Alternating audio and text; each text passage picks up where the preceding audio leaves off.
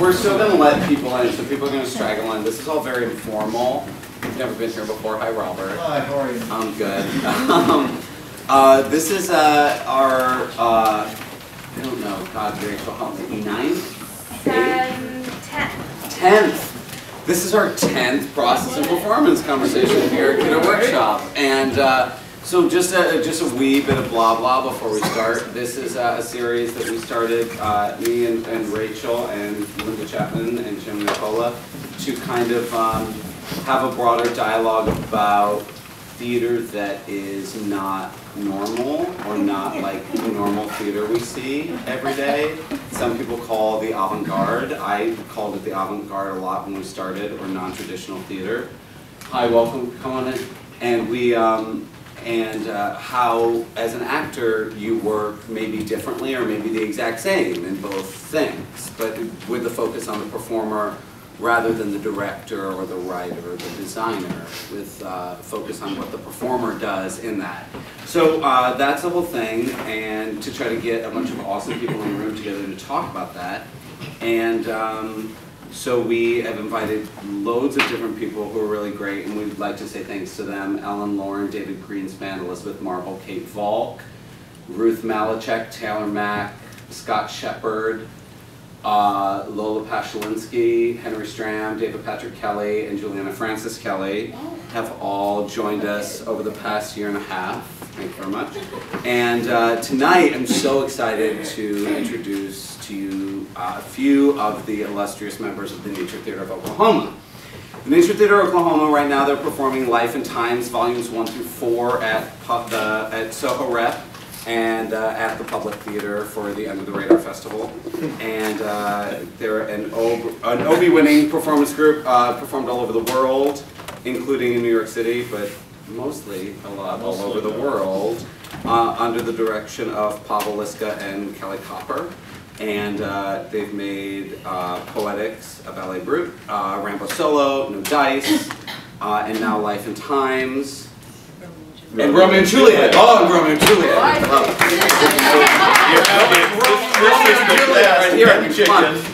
And if you'll indulge me, I'm just really obsessed with some language that they use to describe themselves. So I'm just going to say some of it right now, and it's not like this is coming from them because they're so brilliant. But they are devoted to making work. We're devoted to making work we don't know how to make, putting ourselves in impossible situations, and working out of our own ignorance and unease. We strive to create an unsettling live situation that demands the total presence from everyone in the room. We use ready-made material around us, found space, overheard speech, and observed gesture, and through extreme formal manipulation and superhuman effort, we effect in our own work a shift in the perception of everyday reality that extends beyond the site of performance and into the world in which we live, which I think is really brilliant, and but it's their words. So without further ado, I introduce to you Elisabeth Connor, Robert Johanson, and Anne Gridley.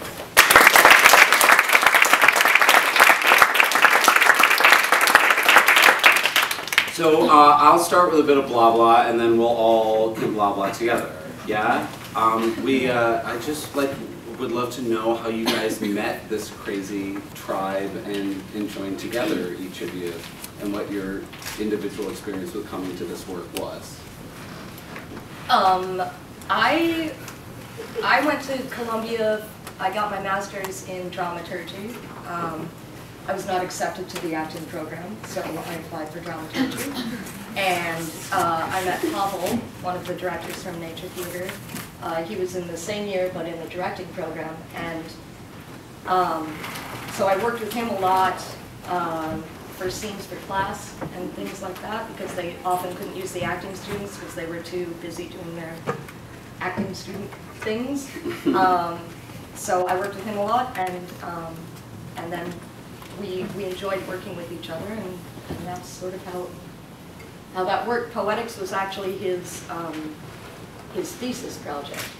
So I was in that, and Rob was in that as well, and it just sort of blossomed from that. Once we graduated, we were working on No Dice. Our third year, Pablo and I graduated the same year, Rob the year before, and we were working on No Dice in the spring of that year when we didn't have as many classes. So we started working on that, and that's. And so were you in school with them too? Yeah, I graduated before they did. But I met them in school. I started working with Pavel and then Anne by extension during that period of time. And then I started working. I had this job where I did these time adjustment request forms, these TARs. And If you see no dice. you see no dice, you know about the TARs, yeah. But it's this terrible, job where I had to take something that was on the screen and then write it out. Well, something that was on the screen written out in handwriting and then put it onto like a PDF file, just over and over again. And then Pavel would call me while I was at this job and talk to me about the job for forever, for hours and hours and hours and hours and hours. And then that became part of No Dice, along with a bunch of other things, the things that were going on during that period of time. Because then we were also, there was a period of time where we were kind of on our own. Between Poetics Yes. and No Dice. Yeah. There was a little interim where we were on our own. And then we kind of came back together as a group to make No Dice. So Poetics was kind of the first thing that we did, and the first thing we kind of got together and said, like, this is what we're doing. Then there was this interim period, and we came back, and No Dice was really when we put a stamp and said, this is the work. Elisabeth, how did you? I was a dancer in college, and I graduated, and I moved to New York City, and I sort of had this job arranged before I actually moved here. So on the third day I lived in New York City, I started working with Nature Theater of Oklahoma on the New York premiere of No Dice. I was like doing the light board, which was like a breaker box, and I was like selling t-shirts and helping serve sandwiches. And I've never been without them after that, so it was a good deal. Is that how most people end up with? I mean, you guys have worked with the company more than anyone, yeah? Yeah, that are left. Yeah, a lot of people have been sort of picked up along the way. Mm-hmm. Right. Like Gable. Yeah, we find technicians that we like, or people that we just like to work with, or that we've seen before, and think are cool, and then bring them along. And is it that, do you guys always work in various capacities in the company too? In terms of, like you say, you do. I am also the company manager. My real term is prime minister, but yeah. So you're the company manager and an actor. Yeah. How does that work out? It works. I run a lot of the company, and I do a lot of work. And I love being administrative, so I love that. That whole side of it. Yeah, I love it. Yeah. Yeah. And when you work, is it that kind of lateral feeling? I mean, we talked with Alan and Lauren about the city company, that if you were to come into a rehearsal, you wouldn't know who did what, that kind of thing, or like, does everyone do everything, or do you just mainly act, Anne or Robert? I know because Robert, you write music too. So then there's the aspect of teaching the people the music. So it's the music director and music director, performer, yeah. I think we all at certain times take on all kinds of roles. Mm-hmm. Yeah, I mean, it depends on the situation, because certain of our shows require bringing in locals wherever we are and teaching them what we're doing for that performance. So then, in that sense, we all become teachers, and you know. Right, with 3-4 Anne went through the script and did some like. Right, I helped Yeah. Pavel because Yeah. for 3-4 of Life and Times, Pavel was interested in stressing the words in certain ways.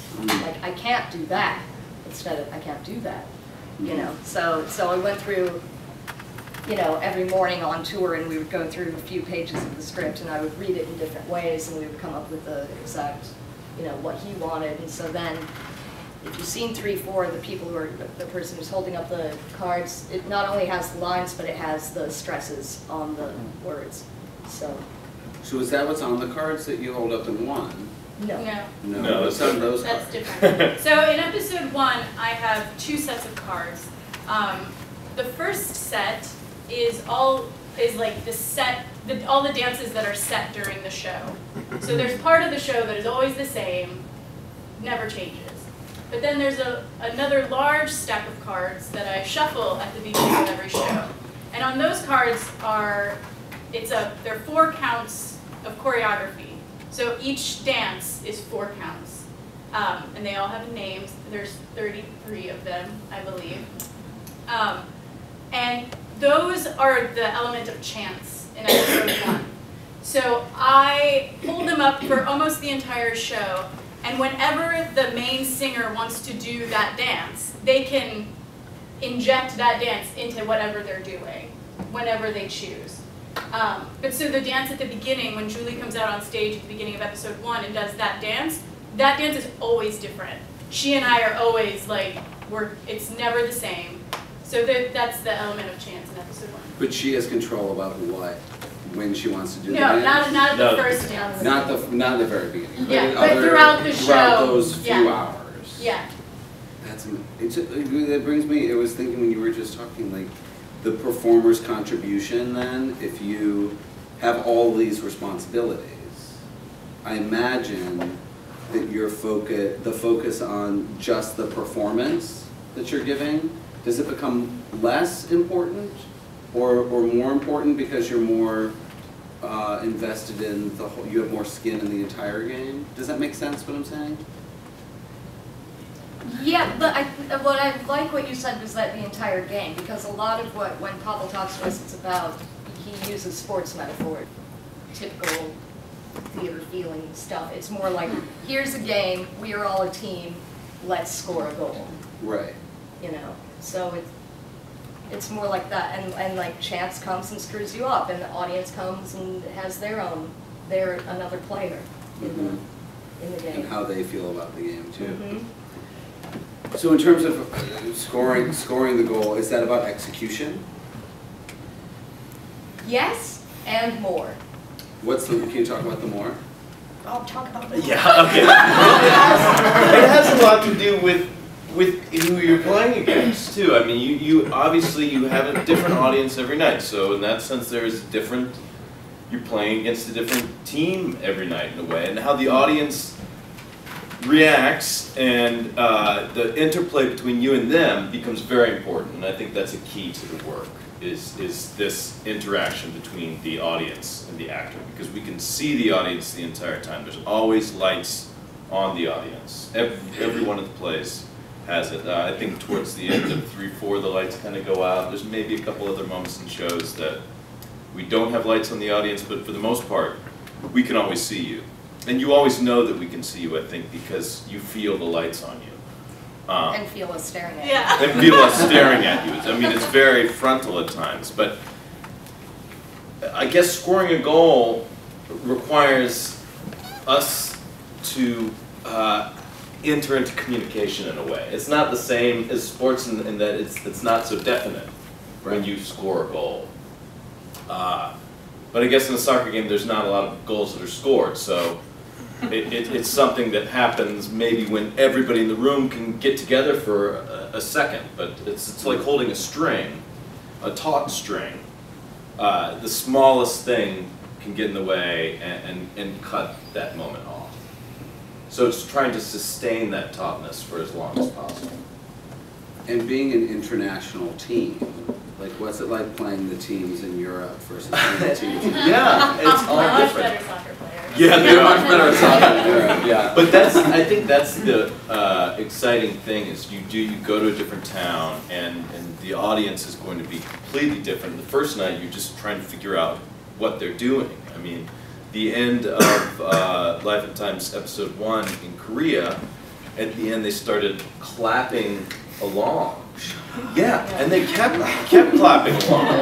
And then when I had turned around to go on stage at the very end, every one of them turned around as if I was seeing something in the back, and then they continued to clap. They turned back around and kept clapping. So it's different everywhere. Everywhere you go, it's some places everyone is sitting there very intellectual, and then afterwards you think, oh man, maybe they really hated it. They were just sitting there like this the whole time, and then they love it. You know, and write articles about how. But also, I mean, we spend so much time there that, you know, if we go to Brussels, most likely a lot of the people in the audience are very familiar with our work. So it's also like different in that way. Right. Where sometimes there's like Korea is the first time we were there, there's like no familiarity. Yeah. And New York, it's different because it's in English. It's the first real English native speakers that we have, but maybe don't know our work as well. Right. But we could go to other places where they don't speak English as well, but they know our work. And so it's always different. It's always a... Because the night I saw part one, I was completely baffled that there were a few people who would like leave. People always leave our shows. That's. We're really good at making people I don't think, I can't remember a show where people, at least one person did. Maybe Romeo and Juliet less people left. Why did they go? No, because people people still came to leave. Romeo and Juliet thinking they were going to see Romeo. Yeah. I don't know. Anna Nicole Smith. Can you talk a bit about Romeo and Juliet for people here who may not have seen it? Our Nature Theater's Romeo and Juliet was built out of, okay, Poetics was made with the idea of, can we make a piece of theater, this is Pavel, this is me talking as Pavel, can I make a piece of theater with no text? So that was all movement. Then No Dice was, can people tell a story? And 3.5 hours later you find out nobody can tell a story, and yet they tell so many stories in their inability to tell a story. So then Pavel called people and said, can you tell me the story of Romeo and Juliet? Because that's a story everybody knows, right? So You literally call people on the phone. yes. Right. And Who do they recorded call their early in the answers. morning? He called me early in the morning. That's Me why too. I swear a lot. I think he called like 25 people. He Bunch called of a people. lot He of called people. a bunch of, like, friends and family. Because of making No Dice, he called a bunch of people, so he called a lot of the same people. He called, you know, people in the company and family member. He called my mother, and said, tell me the story of Romeo and Juliet, and recorded those answers. So our Romeo and Juliet is 8 monologues of people telling the story of Romeo and Juliet, and screwing it up in many different ways, but still getting at the heart of it, I think. So that is our Romeo and Juliet. But a problem that we have encountered and why people sometimes leave is that it says like Romeo and Juliet, so that gets butts in the seats, right? But, No matter how but then rich it your doesn't company's start with name like is. 2 households, both alike and dignant. It's like, I think it's happened in a town called Montague, you know? Not what people were expecting. But I think it's like our pieces can be boring, and I think we're okay with the boredom, and they're long. Most of them, Romeo and Juliet's not long, but most of the pieces are long. So, and the language is also non-traditional language to hear in the theater. I think when you hear like maybe 250 times, that's too much for some people. But there's a lot of things that and some people can't take the constant staring of the actors at the audience. They feel a little invaded by that. So there's a number of things about our work that do throw people off, and that makes them leave. But that's okay. And is there anything that you find universally true about performing, like the different pieces you performed in you know, against international teams versus American teams, that is true about those teams? You know, does that make sense? I don't know if I Yes, understand. I think, I mean, I remember when we first started touring No Dice, we were really nervous because there are all of these local things that we talk about, like Radio Shack or M&M's or just American crap, equity, and we thought like, oh God, like, can we make this resonate with a European audience, with another audience, and really, I mean, this is going to sound so hoity-toity, but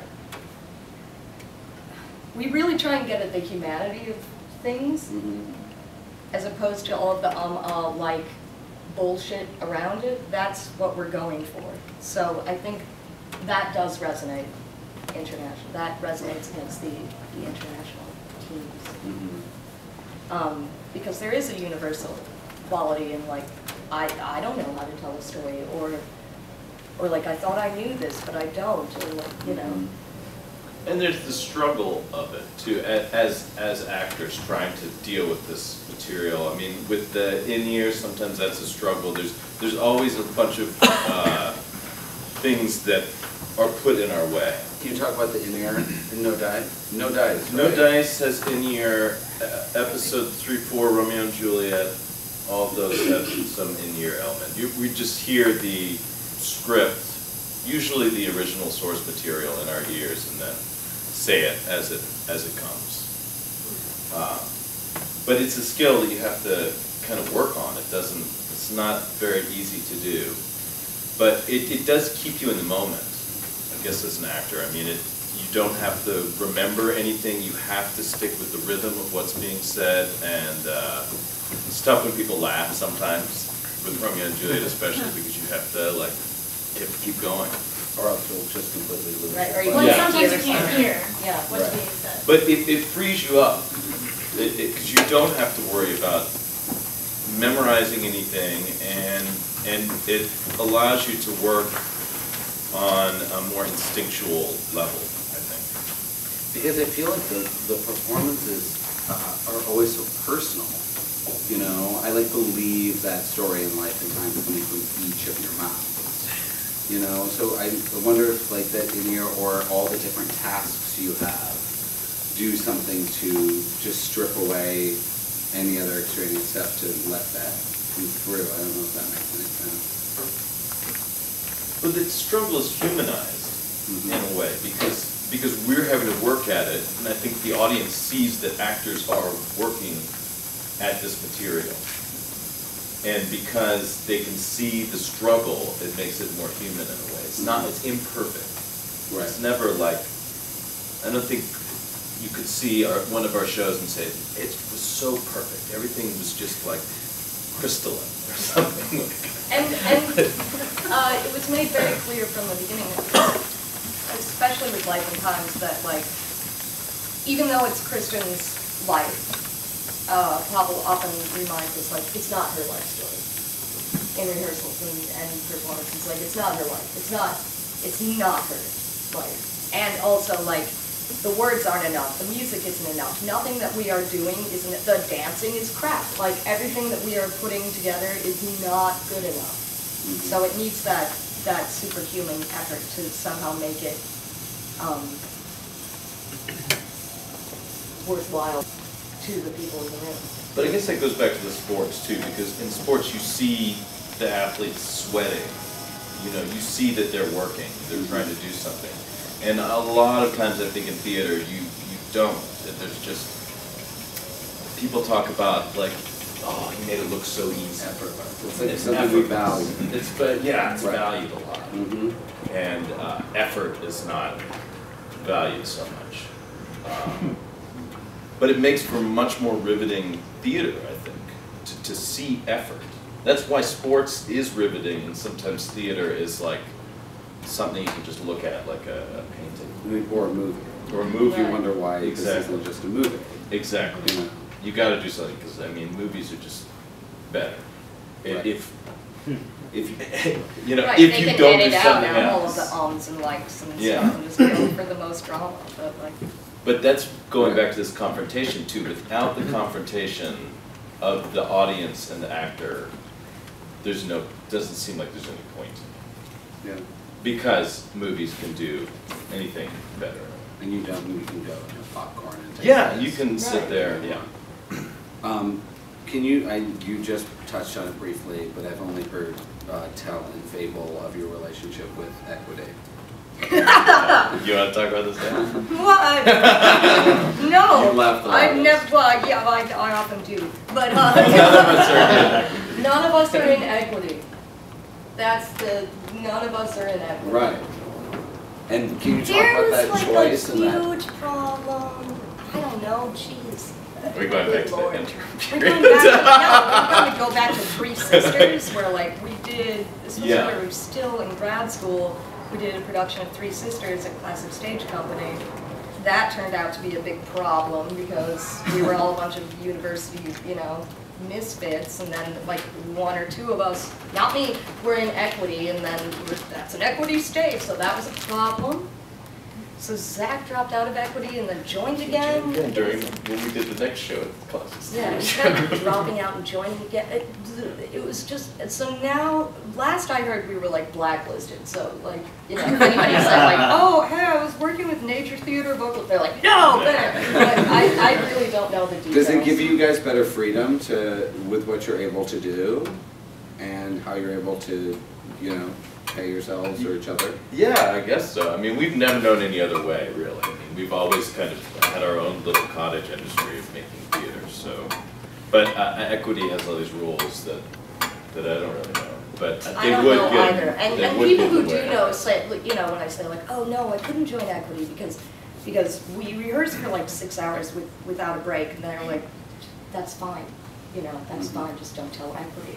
That's like shocking to me. I was like, oh, well, I thought that they would yell at us. Right. I mean, we've always made our own rules, kind of, in how we've done things, so, yeah. Do you think, No Dice is a piece, was that a piece about being, do you think it was a piece about being an actor or being an artist? I think it became that. I don't think it was made that way. I think that's a part of what it became. What it really started as was Papa would call people and say, tell me a story. But he wound up calling, you know, a bunch of people he knew who were actors working at day jobs like doing TARS, or my mom who was going to a dinner theater thing. And he'd never heard of dinner theater, so she explained all what that was about. So it did, and what Kelly edited sort of became that, I guess, but it wasn't formed that way, I don't think. Yeah, I think there's an element of it, for sure. But I think it was trying to get at is something more universal than that. Right. I mean, certainly there's a lot about being an artist, I feel like, in No Dice, and that comes up a lot. But it's also sort of about this struggle to communicate. I think No Dice, right. I see it very much as people just, their inability at times to really communicate with each other. Right, which I suppose if you're like an artist viewing it, you project that it's a story about being an artist. Sure, although it does come up a lot. I mean, there's some specific language that's about some being an pretty artist. Brilliant language about method acting. Yes, the Mel Gibson. That's my mom. Yeah, that's her mom. So would you guys consider, this is usually the question we start off with, but do you think that Nature Theater is an avant-garde company? Is that the word? I don't even know what that means. Right. In 2013. But you know that it's not like that Life and Times isn't like, you know, going to get picked up and done like next year. We're not going to Broadway. Oh, We're getting transferred to Broadway. So I thought, Maybe you'd have to join the union. I would join the union for Smash. But you know, like, do you guys think about being the different way you make theater being? Is it a response to anything, or purely just the way you think is the right way to go about it? I think well, we all have come at. I guess we've developed an aesthetic as a group over time, but I don't think we came at it from the beginning like we're going against this idea. I mean, there are things that we don't like, and I think there's things that we don't like that we share. Right? yeah. I mean, about theater, about art, things like that. But I also think that we come at it, as you read before, as like not having anything. Like when they were doing Poetics, they rehearsed in a small apartment because they didn't have a rehearsal space. So sometimes the dances are really small. Or, you know, or like we don't have anything, so we're going to use this language, which is nothing, you know, but let's make something out of this. It's like we, you know, when they did No Dice, their costumes came from a children's theater on this street.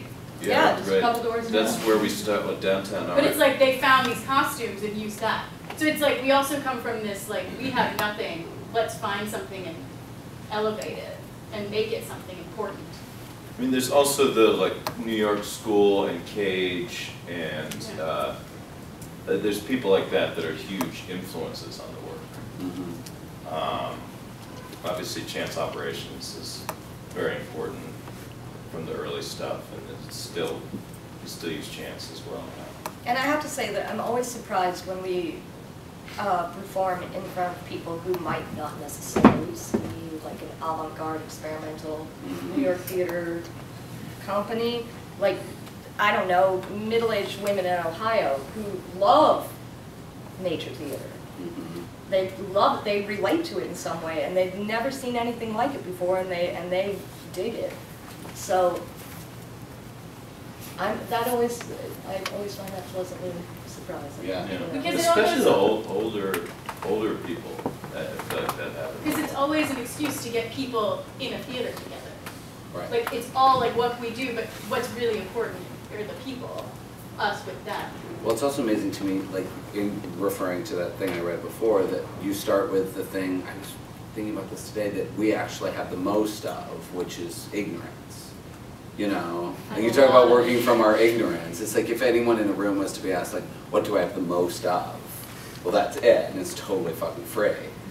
So like, using it is like it's quite brilliant and humane, and you know, and that was my musing about Charles' work today. Anyway, we're going to open it up for a few questions from people, and if you don't, yes, there we go. So I've seen poetics and the Life and Times of it. I'm interested in you talking about, so there's this bit in poetics with suddenly 30 people who, like, you just pick off the street. And, like, I've seen the, advertisements that you send out in advance and so on. Can you talk about how does that go, and like trying to bring these people into your aesthetic and working with Alison just How do we find the people? No, I know. I mean, you advertise a bit more. What's it like working with them? How do you make that actually?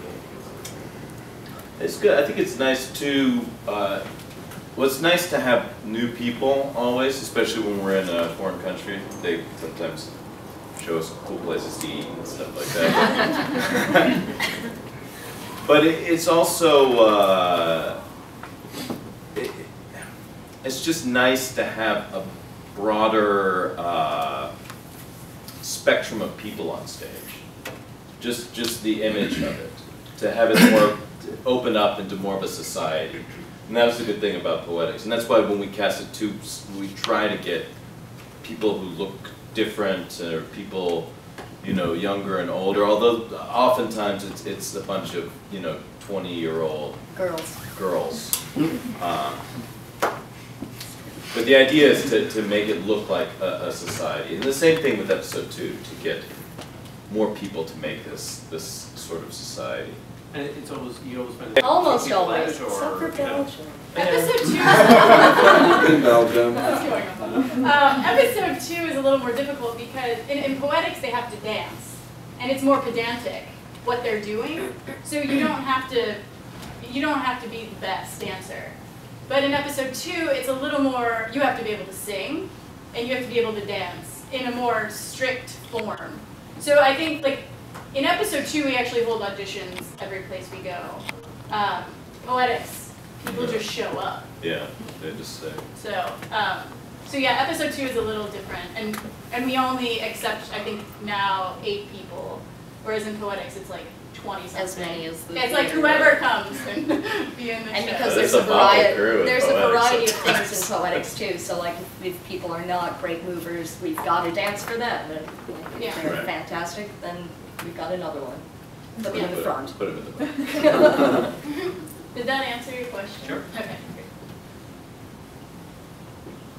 great. Do the three of you perform with other companies or outside of Nature Theater, and how does that affect you when you come back?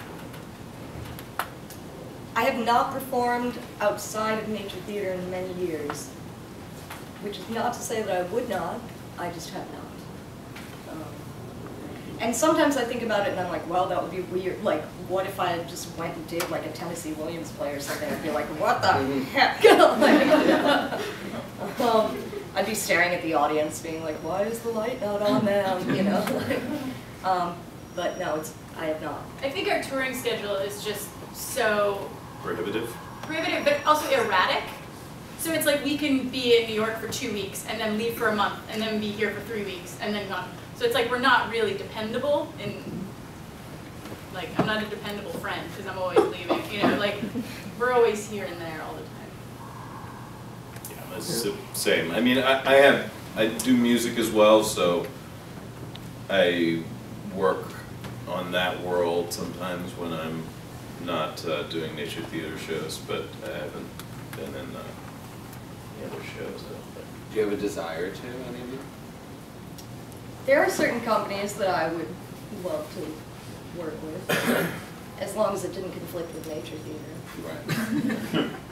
Well, I guess I do my own shows. I forgot about that. Yeah, you could go to your own show. Yeah. Yes, sometimes when I'm not doing a show, I'll make my own show. But I would do that or what I'm doing. Unless it was a company I really liked, I think I would do that too. But it's not like, I don't feel the need. I'm not like, oh my God, I wish I could do that. Dying to like give your Coriolanus somewhere. Yeah, I know. No, I would do a great Coriolanus. Do you guys like watching normal plays? Do you like go to like the theater? Do you like hop up to Broadway? Yeah. I always hopping up to Broadway. Oh jeez. Is this on tape? I love things on Broadway. I Yeah. wonder I what go.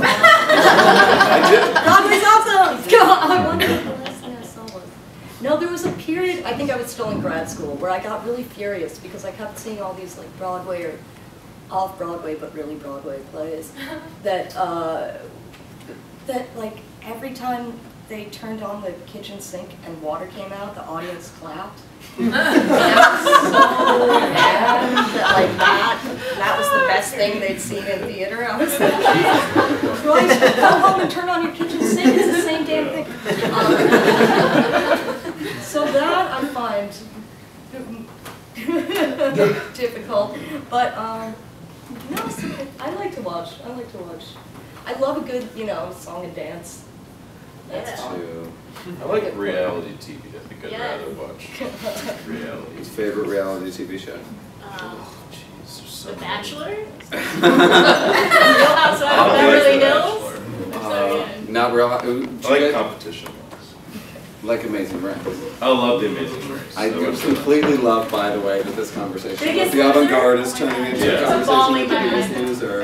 Oh, The Biggest Loser. Flavor Flow. That was good. Do you guys Now all the hands are going up.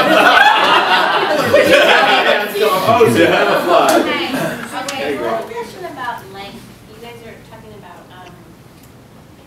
all of your pieces being long, and obviously, like, and it does seem like a trend right now in quote unquote avant-garde, or at least the kind of experimental theater to really push the outward bound of like length. And I'm just wondering if there's been any kind of like open discussion of that topic, like in a straightforward way within the company, or if that's something you're consciously experimenting with, or if it's a part of like what you're talking about, where challenge and effort is bringing effort on stage is important to the company. Obviously, is it a part of that, or is it something that is just happening like? Well, I think it's something we definitely are consciously doing. Yeah, and why? It goes back to this relationship between the actor and the audience. And when that is extended over a long period of time, there's fatigue in the actor and fatigue in the audience. And the actor pushes through to a new place, and the audience does as well. But it's much more of a struggle, I think, with duration. Yeah. I mean, if it's an hour and a half, it's a neat amount of time where you can get to the surface of things.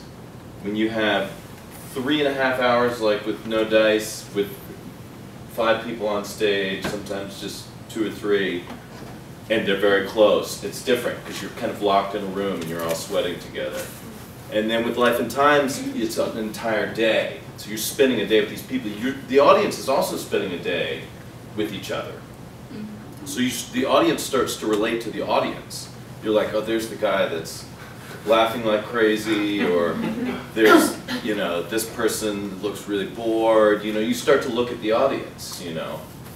And we do too. We're looking at the audience, and we're curious about who you are, you know. And then it starts to create its own world, in a sense that you don't have with an hour and a half. And I think also there are a lot of rules and precision in many of our pieces that if we gave you 45 minutes, you'd be like, oh, you know, that seemed very efficient or something. But over the course of time, you can be like, no, wait, I've seen that before. Or like, I can start to understand, maybe not the details of the game, but like that there is something going on, or like that was repeated and that is meaningful. Yeah. Do you think the company, I'm sorry, this is just follow up on that, do you think the company would ever like challenge itself to create these things that you're talking about in a smaller amount of time, or the point is kind of that you need that amount of time to create that thing? Well, I think that we've been working up to this point. Right. I think, you know, Romeo and Juliet is an hour and a half, Right. Poetics is an hour. So it's like we've done it, and we think that we want to make better friends with you. Like we Right, want right. to take it to that next. We want to get intimate with you. Right. Take it to You that want to go to next second, level. third base. Third base is where we want to get. Always. Home run. That is going online. Yeah. Hi, Mom.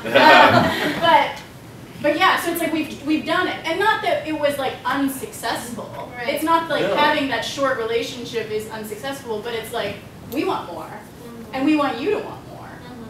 Don't you also think that I was thinking about, my friend Jimmy, who I'm watching Life and Times with this year, and we have like, because we're seeing installments, are having like really special relationships with Life and Times right now, and we're talking about how amazing it is that Kristen's life is quite mundane. It's Yeah. not like, she wasn't like addicted to heroin at age 5 or anything like that. It's not like reading like Angela's Ashes or something, you know. I think there's something that paired with the duration. I think it was Jim, you were talking about that you were having a conversation with Wallace Shawn, that he said it was like Proust, you know, that there's so much mundane, and from that consistent, and the repetition of the music and the repetition of the movement, that all of a sudden when something hits you, just like my neighbor I didn't know started laughing hysterically at something that was bugging the shit out of me, and then I realized like she just like got shot up.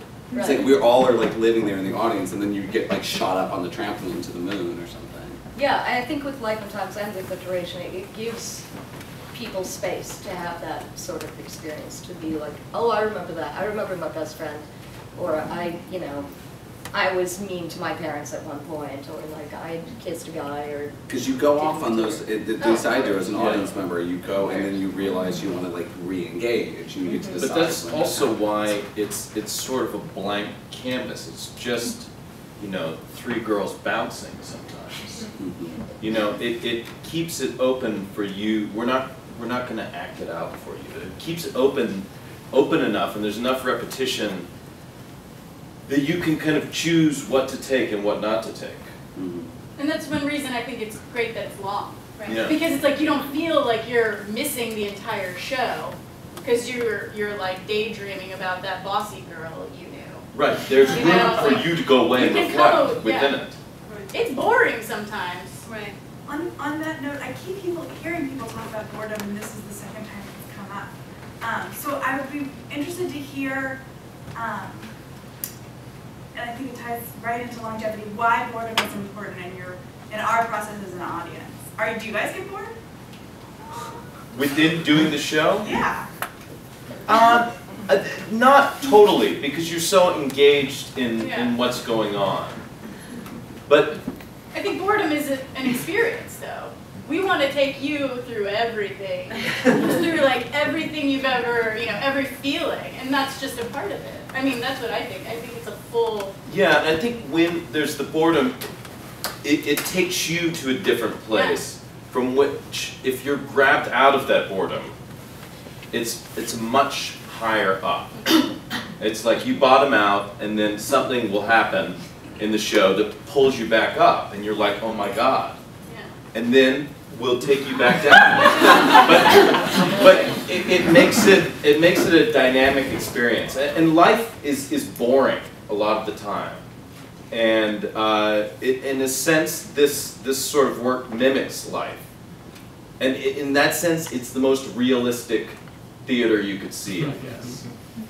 There was a period when we were making No Dice where we were using conversations between John Cage and Morton Feldman, and one of them was on boredom, and it was like, boredom is not so bad, and not really boring, you know? And I think we really dug into that from like, 7 years ago or like 5 years ago. We're like, yeah, it's not like what if you get under, what if you're bored? And then just let that be. Then what happens? What happens if you stick with being bored? Yeah, exactly. And not only that, but you start to see other things. I think when you get to that state, you'll start to notice the other machinations of the piece. Because on the surface it might look like one thing, but there's so many layers to what's going on. There's the dances, there's the other layers of what we're doing with the audience. You could just look at the set for a while. I mean, there's so many different layers to what we're doing that if you get bored, you start to see other things. You don't have to always listen to the story. The story is not the most important thing. I find that story to be entirely, I find it fascinating. Like John Malacone, I find it. Yeah. Okay, hi. I'm really interested in your creating process, and you being actors and this not being a traditional, work. I'm curious because I heard from Pavel that he said you don't do improvisations, and he doesn't call it devised theater. So I'm curious, like, is he like the master of everything and all decisions, and you just do what he asks you to do? Or do you have like discussions, and are you like big input and influence on like creative decisions? Do you want to take that one? Wow. No. No. Mostly he does come up with an idea. Mostly Pavel and Kelly come up with an idea. Like with No Dice, they would come in with tracks that we put on our iPods and we would try them, And if we had difficulty hearing them, I mean, then we talked about it, we discussed it, like, this person, like, there are cats meowing or there's a baby in the background and I can't hear it. There were problems like that. And with some of those things worked and some didn't when we were trying them out. It was like, all right, but we would talk about it. It wasn't like, Pavel would be like, that does not work. Right. Next. Yeah. I mean, then we talked about it, but really, they come in with an idea. Yeah. I mean, it starts, with them. But I think also there's a lot of freedom within what we're doing, even though there's no improvisation. Yes, he often says, like, I'm building a prison that you are in and you have to find a way to get out. And so, there is a lot of... Yeah, like in No Dice, it's just a game we're playing. There's no blocking. It's just, if that makes sense, blocking, like moving on stage. So there's no improvisation per se, but there's also a lot of freedom, I guess, within the form. Once the form is set, you have freedom within that form. But we all collaborate in different ways. I mean, I write the music, so there's that collaboration, and we were talking about earlier with the scoring things, so there's collaboration that goes on in different levels. Robert, do you want to jump in on this? Is it scary? And do you feel that, I mean, what is that experience like, or do you have it? Yeah, of course you can see the people, so this person is bored. And there's two ways you can go at it. You can either really confront them about it and look at them, which is one option, but not always the best one. Or you can also acknowledge it and let them be and move on to looking at somebody else. I think it's dangerous to start, as Pavel says, being a dancing monkey for them. Because that's when the show gets off track. You have to kind of stay the course and if you cater to every individual Yeah. in the audience, it's not what's supposed to happen isn't going to happen. Right. But it's important that it's acknowledged, even that I Yeah. would acknowledge, you're bored, okay. I mean, I'm not saying that, I'm saying like John Mollicone was really into swimming lessons. That's not And true. then- That's not true. I don't remember that. Yeah, Spoiler alert! I'm definitely pretty sure she was into Barbies. Yeah. But yeah, it's you can acknowledge, there's different ways, but it's something that you should acknowledge. I think the actor should acknowledge the fact that people are bored, instead of ignoring it. My question was, so I saw Life and Times over 3 nights, and I hadn't read anything about it before I went the first night. I like the total surprise. So I didn't know that it came from one person's story and it wasn't the different people's stories. And I was wondering, in terms of the division of the material, so I was getting a sense that like Julie had a lot of embarrassing experiences, and I forget the name of the other. Allison had talked about her mother a lot and her middle class. So I was getting a sense of difference from the three, and I was just wondering if that was something, if you had any role in the division of the material amongst all of you, and if that was intentional, or if I was just picking up on personalities of the individuals, or were the stories actually targeted to your personalities or your own stories? Kelly made the divisions in episode 1 initially. Yeah, she tried to find sort of Themes. dramaturgical Yeah. Right, through lines. Yeah. but I think it's sort of softened, or Yeah, episode 2 is not, I don't episode think 2 this is is not what it was, strong. because now I sing something that I didn't used to sing.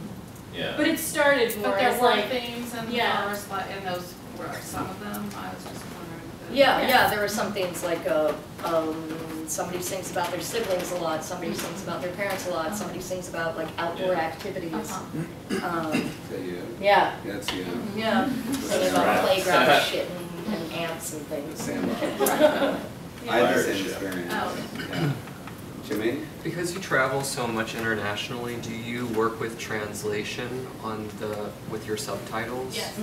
So how does it work when you translate likes and ums and uhs? Or do you investigate like what the equivalent would be in Japan or Korea? Somebody else translates. Somebody else does that. Okay. There were some We don't problems. translate it into Just Japanese. like a trust. Yeah. And there's Yeah. sort of the trust. You don't know. Like sometimes people will come up afterwards and say that the translation was not good. Yeah. Right, and there were some problems with the German translation, because it was too formal, and there Yeah. is no word for like in the way that American English uses it in German. They use like Something. Are there some languages that are more successful, that are more, parallel Americanisms, Probably, but I Yeah. don't know if we. I don't really I think. couldn't say. They're behind me. Yeah. Yeah, I'd like to see what poop is. We like to see, Rob and I like to see what poop is, and Yeah. I like to see what boobs is. Yeah. And What was it? Croak. Croak.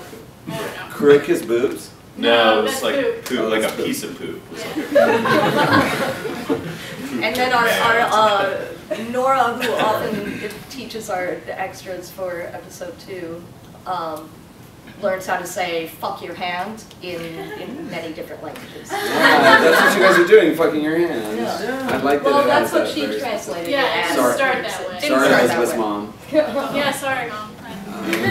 My mom's fine. Sturgis?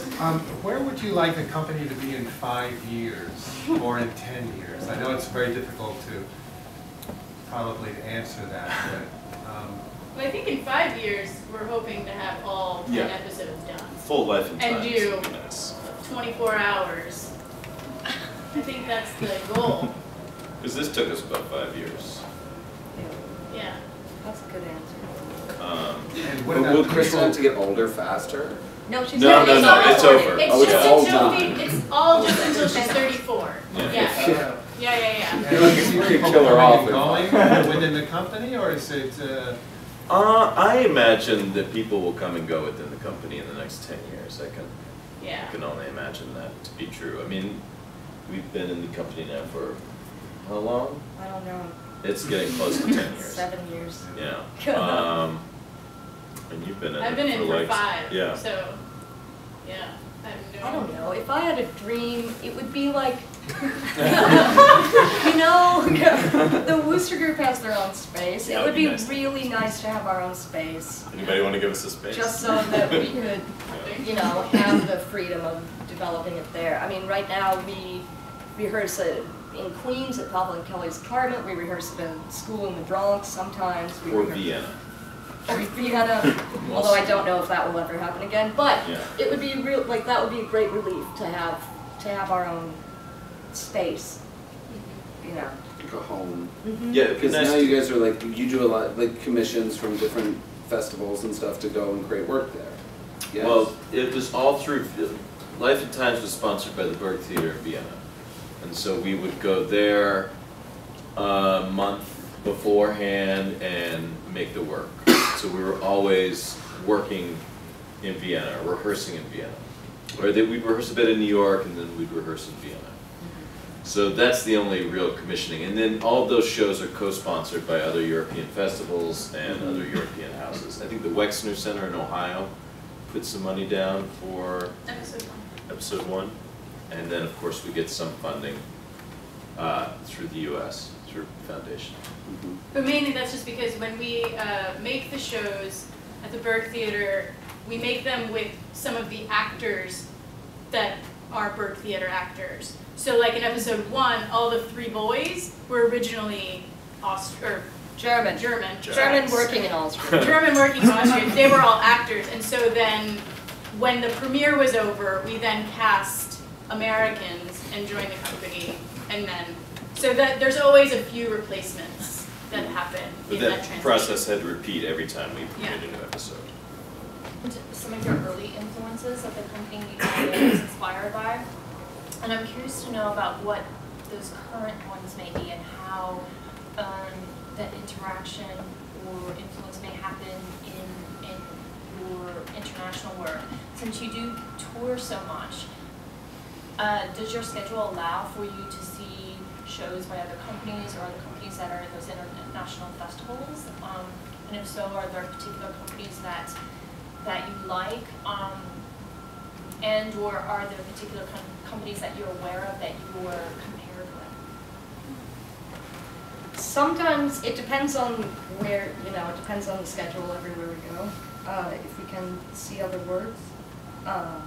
So sometimes, yes, we can. I really like Cassis, they're Dutch, Castellucci. I like Gob Squad. Good job. Good one. Good one. I mean, in New York, ERS, the Wooster Group. New York City Players. Yeah.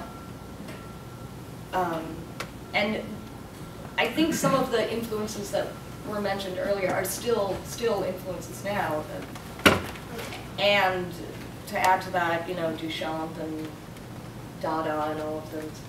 And each piece too, there's certain things, like when we started working on 3, we were really getting into like Lamont Young and early minimalism, even though it didn't end up totally becoming part of the show. There's certain things that we're interested in and we're reading about, and they sort of affect the piece in a way, you know.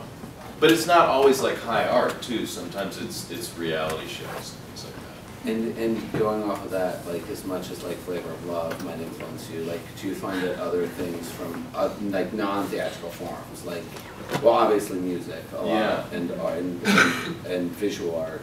I think personally I'm more influenced by stuff like that, but visual art Than other pieces of theater. Yeah, at least recently. Yeah. Jim? I'm just wondering if each of you could talk a little bit about like a moment where you had some perception of yourself as an artist, having made a journey, you know, from, you know, being better or growing in some way? How do you measure? I guess I'm trying to not ask how do you measure what personal progress or success is within the discipline that you're creating, but more of a sense of a particular moment that you were aware of that. Yeah, that's a good one. I think I can't think of a particular moment. I think it's a cumulative effect. I think I'm really into this audience and actor thing, and I think maybe around Romeo and Juliet I started to try and what if I erase story completely, and I try to only deal with some sort of subliminal relationship between the actor and the audience. And I think the stories come back a little bit in that, but I think doing that, I learned a lot. Because I learned that acting doesn't need to just be a one-way street of telling a story. You can make things as complex. You can be an artist, even an abstract artist, and an actor at the same time. And I think that was a good lesson. Although now, things are changing as well again, but that, I think, was an important moment for me. For me, it's when things fall apart, to steal from Chinua Achebe. But there have been a few times where things haven't gone right, and that seems to happen in Lisbon sometimes. But like one time DHL did not deliver our set props or costumes for episode 1. So we had to do the first show with nothing, just in our clothes. And with no stupid rings and no stupid balls and a really crappy, tambourine and really everything was just garbage. And the fact that we were able to do that really gave me, Elisabeth invented a whole new language. She didn't have her cards, so she would invent this bizarro sign language on the cut. It was amazing to watch. Just during the show, she's like, you have to do this, and and we all knew what she meant, but shockingly. So, and that was really incredible. And then when we did episode 2, one of our company members was sick, so a bunch of us had to take on her part, and we all did it, with 15 minutes to spare or something. And we were able to do that, and so that really, I don't know,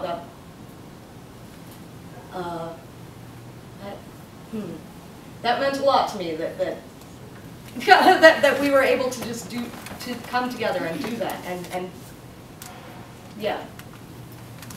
I think for me it's been, because I'm the only trained dancer in the company, and I think when I moved to New York and met them, it was kind of hard to I'm in this theater company, and they're all actors, and I'm this other person, and so I've kind of over the years had to separate myself from dance. I mean, I haven't been to a dance club in a long time, but I think the greatest joy for me is when these choreographers come to our shows, like Anna Teresa de Kiersmacher, William Forsythe, and they're fans of our work. But instead, and it's we're all dancing in front of these people, and instead of it being this oh my god, I'm dancing for them, it's this, I'm a person, and they're a person. And it's this really magical experience that it's if I was in a dance company with my Pomo dancer face on, it would not have any relationship. And I think for me, it's that connection with these amazing artists that is just so personal. And it's we're all affecting each other. And I think that's really magical for me. This is a relatively simple question, I guess, but I'm really fascinated with groups' names, I guess. And when I first heard of you guys at Prelude, I figured you were some people from Oklahoma. So why the name and for what purpose? It is Franz Kafka's novel America. Pavel's a big Kafka fan. At the end, he goes to the Nature Theater of Oklahoma. In the book, it's Kafka's unfinished novel. It's one of his first ones, if not his very first one. And the thing about this theater company is that they accept everybody. They take everybody in, you just have to sign up at the right time. And then at the end, he's kind of like going off to Nature Theater of Oklahoma, and then the story kind of ends. And there's also this fat woman in a wheelbarrow. Just check it out in the library. Yes. So, to tag on to your inquiry and how you all answered it, there's something that I find super duper intriguing about your, just the longevity of your performance work, the longevity of your involvement with a single company and a core group of artists, and how that nourishes your artistry and expands you or not over time in a completely different way than most theater artists, I'm going to pause it, work in this country, where we go somewhere, we work for 4 weeks, we perform for Rahman, and then it's over. And so there's something I think very beautiful about companies that are able to sustain membership and create work, even if it's to me, about understanding her sign language, because you understand each other and you have that beautiful way of your sensory perception and your ability to interpret and relate is so heightened because of how you train and how you work together all the time. I don't even know if there's a question here. I just think it's very exciting to me that it's possible in America to have that and have that somehow be funded and sustained and be a valuable enterprise. Personally, I think to be replicated in this country, like stylistically, whatever, do your own thing, but like the idea of that, so for you to have an artistic home, a physical building, yeah, that would just be like the icing on the cake, but you already have found a home somehow in process with each other, and America is so ridiculously product-oriented. We all have to relate to it somehow, right? Blah, blah, blah. It exists. It's not horrible all the time. Sometimes it's really amazing to be like, it's a cake! I made a cake! Look at my cake! There's also like all the other cakes and pizzas and fucking salads, whatever you made. It's very grand. I don't think there's a question. Thank you for letting me have my moment. No! Thank you for Going off of that statement of meaning, though, I will say, I will go into statements of meaning, which we talk about a lot in this room. I will say, I think it was like the first Protestant performance here with Ellen Lauren that Jacob Fischel, who's a great actor, was talking about. He was like, we got in this conversation about how it's just like you meet, like as actors, you're doing like normal plays, like so many people in this room do, and you like kind of like dance around each other, like, are we gonna speak the same language? Are you gonna like fuck with me? Or are you gonna set my costumes on fire? Like, but not really, but you know, like what's gonna go on? Are we gonna be best friends? Are we gonna have sex? You know, for such a long time that becomes a large part of the work. You know, that dance around each other in terms of getting the job, in terms of starting to rehearse the job, in terms of being in previews, in terms of opening night. And that there's something with these companies like you or City or Wooster and a lot of these people we spend time talking to here that, like Pat said, it's you get to skip all these steps and actually just think about the work. So anyway, that was just a statement of meaning to all of your statement of meaning. But, yeah. Jordan. Kind of almost in some ways a slightly flip side of that question. Do you consider yourself New York based? My perception is that over the past several years you've spent so much time in kind of specifically Europe, but obviously international and elsewhere.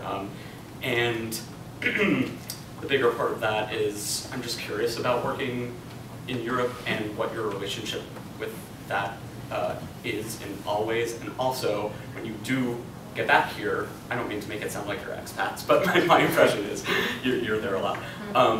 You know, what is European support like versus American, and do you feel equally supported? And also, when you do come back to New York, what is, I mean, I assume that's surreal, but what is that experience like? I will start by saying we have no funding in America. Yeah. We don't get funding. I mean, and we don't like get funding from Europe necessarily. When we make a show, somebody will support us, or hopefully somebody will support us.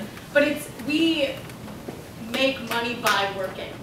We don't have, when I write the grants for the company as well, and it's like, I write grants for like, this festival can't afford to pay our travel, so like, I'll apply for a grant. Like, we very rarely apply for grants like on a, we need this money just, because we just do it for how much we work. So, we don't get funding a lot. Do you get corporate sponsorship ever? No, but I will. Nothing's no in-kind competitions or anything. No, but Adidas did give us tracksuit That was tops for very cool. episode 2. Oh, Adidas, thank you. Adidas, you rock. But what do you mean that you make money by working? Like our ticket sales fees, or- like when we go do a show, like that's the money we make. Yeah, We don't. Not ticket sales. Yeah, we don't like have annual people every year, that money we can rely on. We never know.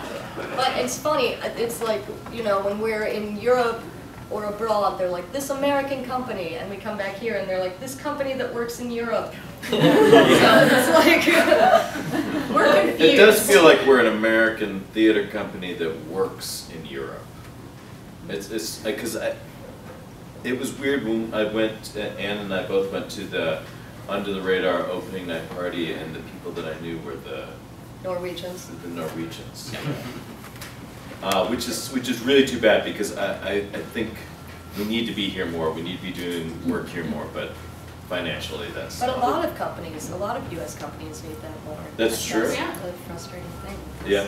But this should be running for like 6, I mean, you know, can even see it, it's like, you know, it's not long enough, it makes me really angry, Chris. Oh, just on that, you guys as artists, do you support yourself from the fees that do you tour enough to support yourself from the fees that you make? So Yeah. far, yes. Yeah. Maybe not in the coming. And Actually, Pavel is European. Yeah. He's from former Yugoslavia, right? Mhm. So Slovakia. we originally met him when he was a graduate of Dartmouth College.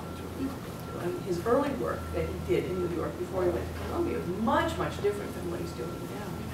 So how is it working with Pavel, who is actually comes out of European traditions, theater traditions? Do you find it, has he totally assimilated? Is he totally American? Or does he have American? Yeah. Well, I think the great thing about him coming from Slovakia is that and having lived in the U.S. for so long, is that he has this tremendous and insatiable curiosity for all things American, whether it's freaking reality TV or, you know, art history, or all of the spans the whole spectrum, and so it's great to work with him in that sense, because he'll always point you to some different way that you growing up in it, you just sort of, you know, that, of course that's there, but he points to it and says, like, why is that there? And then you're like, yeah, why the hell? And when he was growing up, you know, during the Velvet Revolution, all these things, theater made a difference. So theater created revolution. So he also has that he takes with him, that theater can change people's lives, and he really thinks that, you know, and I think that too, because, you know, he's instilled that. So when you guys started out as a company, did you start out with the goal of being an international company, or did it sort of just No, not at all. How did that happen? How did you start Luck, I guess. I mean, we performed it Under the Radar in 2006. Is that right? Weren't we like we weren't technically at Under the Radar, but like Norman Frisch and Mark Russell Yeah, were like, presented hey, by international Under the presenters, go Radar. see this show. So they came to see it when we were a couple doors down. Yeah, Downtown Art. At Downtown Art, and that's how it just It's happened. a domino effect. It just, then we were a success at a different festival in Europe, and then these people see it, you know, and then at a different festival these people see it, and then they ask you back, and then it sort of was this wave. How did that first happen? Through this Under the Radar, we were asked to 4 festivals from that, and then Who got us Under the Radar? Was it Norman or Mark? Mark Russell. Okay. Maybe, but Mark was there. He was. We had friends helping us Poetics out and saying our names. Mark Russell loudly. has been around for a long time, and Norman Frisch. Both of them were there since even the early days Well, you're talking about. Norman was the presenter at Dartmouth when Pavel was in Right. school there. So Yeah. So Norman has always been around. I mean, now he's in LA, but because he's coming back. He's coming back. He'll Yeah. be back more. I'm just curious about how you feel. It's another one for each of you to answer. Training, which I assume was in a more sort of conventional approach to the particular disciplines, dramaturgy, acting, and dance.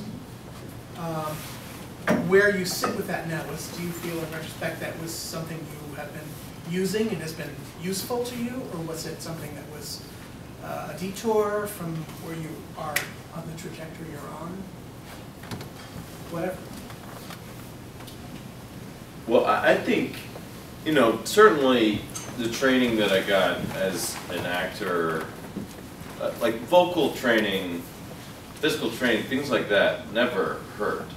They always help, especially, you know, we do this long show now where we have to sing for hours and hours and hours. So the vocal training that I got in school really has helped me out in that. So right now, it's like in school, with the training, I was given a set of tools.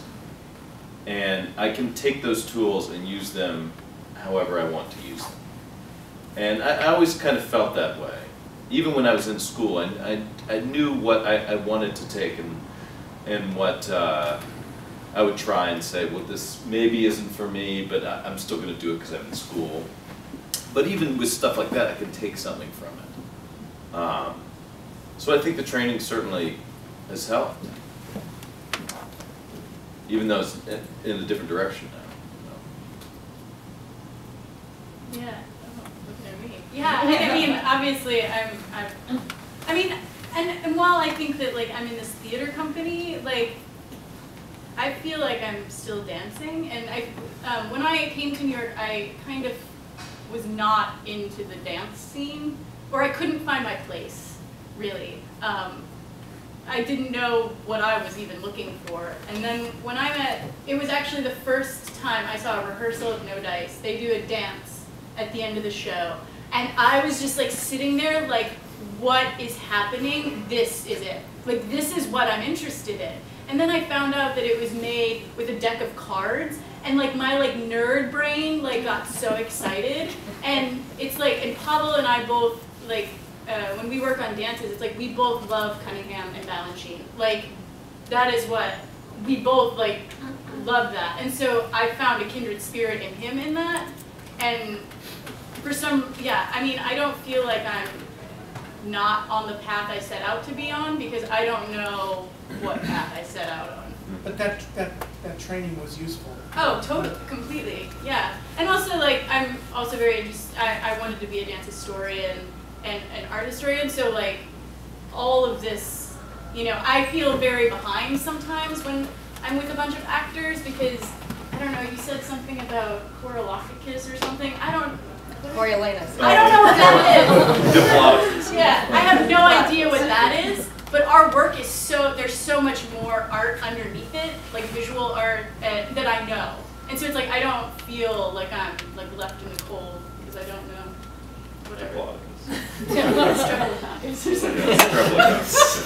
Yeah, and because of, there is so much that goes into our work, studying dramaturgy was really helpful. And one of the things that I initially found frustrating studying dramaturgy in the United States was that nobody could tell me what dramaturgy was.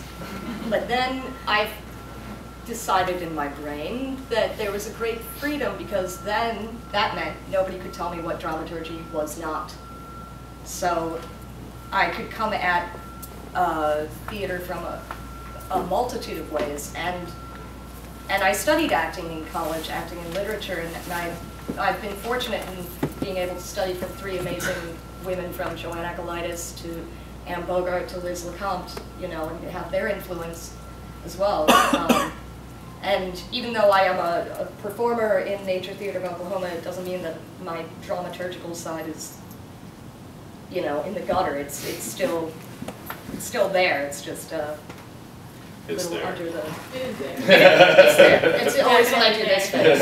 In dramaturgy. We have time for one more question from someone who hasn't yet. Thank you. You haven't done one yet. How are reviews and academic writings important to you guys? Do you really read them, translated texts? We as a company try not to read reviews. Period. We don't, I mean, we're doing what we're doing, and we don't necessarily want any critics' opinions to like affect us in that way. I don't know. Yeah, they're not important to the work, Right. per se. I mean, it's good that people talk about the work, for sure. Especially in the journals and things like that. It's nice. And of course, reviews, people are going to come to the show, that's good. But it doesn't have an effect on the work. We don't read them and say, you know, like, maybe we should make this thing shorter. Maybe we should change it. You know, we need some scissors. That's what one person once said. We have roughly used 90 minutes of your time, and thank you so much for coming. There's two more programming notes. The big part of this whole thing is so that all these people in this room, you can continue this conversation, hopefully with a drink. We go to Stillwater across the street. You guys should come and meet each other and talk about stuff like this or stuff about Flavor of Love. And other programming note, on March 4th, we'll be with Bill Camp and Joan McIntosh and Thomas J. Ryan, who will all talk about working with Eva Van Hove. So that'll be on March 4th that they will be with us, and then April we'll have Pig Iron here with us. And we have a mailing list if you want to sign up. And, oh yeah, and there's a mailing list thing. If we don't send you 8,000 emails now, put your name on that and we will. No, not 8,000, we'll send you like 2. Thank you guys so much for it, thank you.